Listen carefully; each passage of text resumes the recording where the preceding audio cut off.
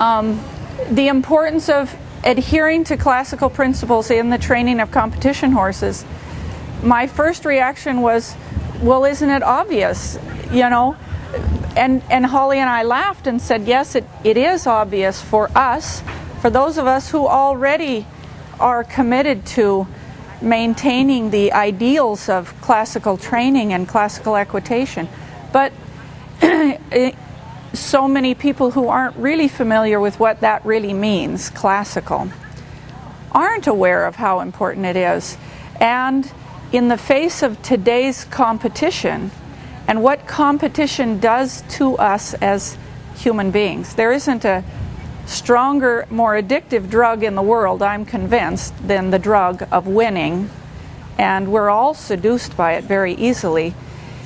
And in modern competition, and it's not just dressage competition or eventing or show jumping, but in many, even all of the halter classes and whatnot, there are many methods that people use to train and present horses that do not follow the classical principles that we were trained with and that we've been trying to adhere to for centuries. And later on you'll hear Mr. Balasik speak about the history of classical equitation, and it's centuries old.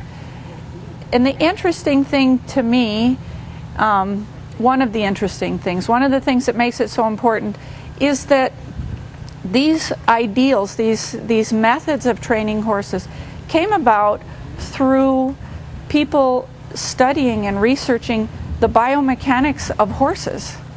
What could be more natural than training a horse, maintaining the nature, biomechanically, the physiological nature, as well as the behavioral and psychological nature of the horse. And yet in modern competitive riding, we see horses being forced into a frame. You heard Stephanie talk about it earlier today when we were watching Holly and the young horses. Horses forced into frames, horses being trained with artificial gimmicks, draw reins, and martingales, things that force a horse into a posture, a body posture, that he's fighting against all the time. But in the training of this whole idea of why train classically or why not train classically in this idea of training competition horses came to the forefront in my mind a number of years ago when one of my students came to the barn one day and told me that she had just met somebody who just moved to our area from another state and was looking for a trainer. And she said, I almost suggested you, but whew, you're so lucky I didn't. And I thought, I'm always looking for more clients. Why wouldn't you suggest me? And she said, well, she's one of those classical people. And my eyebrows went up and I thought, you say that with such disdain.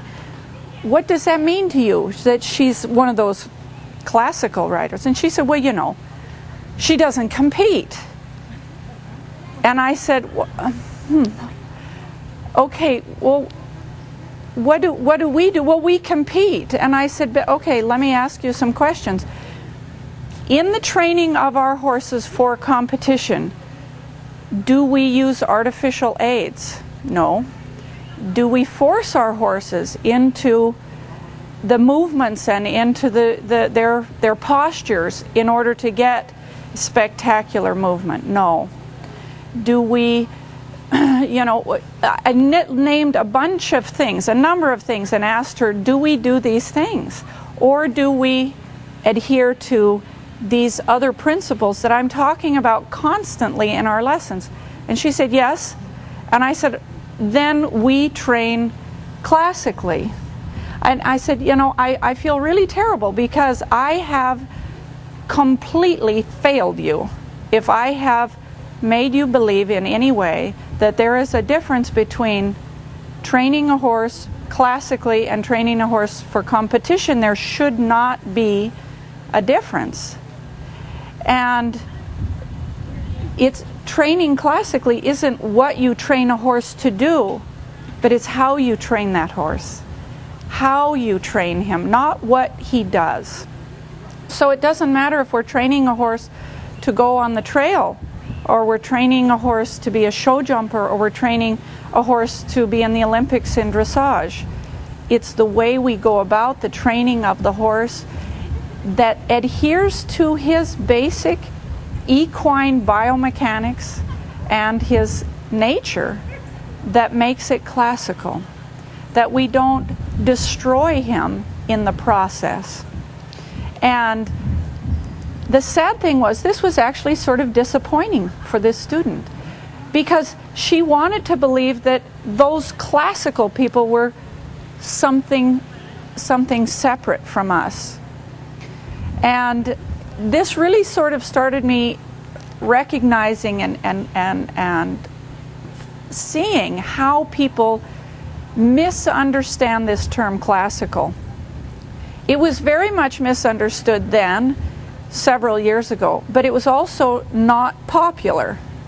Today it's just as misunderstood, but today it has become popular. So, and I've told several of my students, you can look in any magazine on any website for a dressage trainer anywhere in the world, and they say, come train with me, I train classically. But across the board you'll see many people who are nowhere near classical, and they all train very, very differently.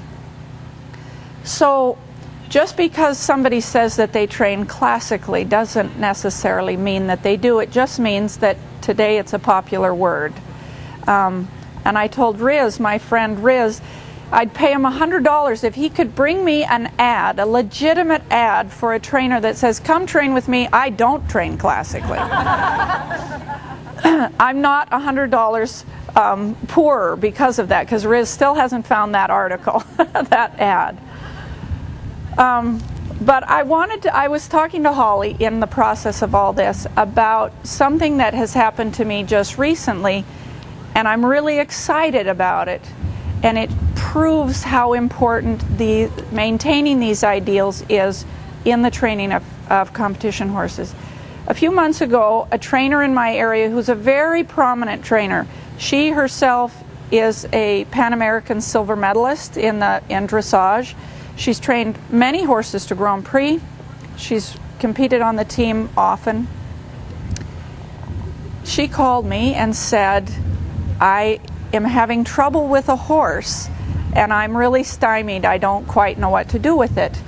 And the reason I'm calling you is because I know that you've trained several horses of this breed to FEI levels. And I listened and I thought, okay, what does training this breed versus this breed matter? But I waited and I listened, and she went on to explain this horse was very successful, training level through second level, and now she's ready to move him on to third level. But he can't do flying changes. The flying changes are impossible. And she has taken several clinics from one of our top judges, who's not only one of the top international judges in dressage, but she's also one of the heads of the training program for training judges. And she's taken many clinics with one of our top Olympic riders. And they still can't get the flying changes. The things she told me that were going wrong with this horse were that he was ripping the reins out of her hand, rooting the reins constantly out of her hand.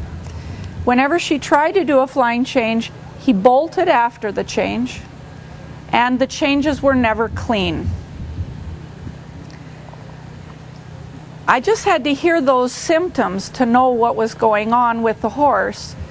But I asked her, what did this judge and this Olympic rider have you do? Well, the first thing they said, he must not know that he can get away with pulling the reins.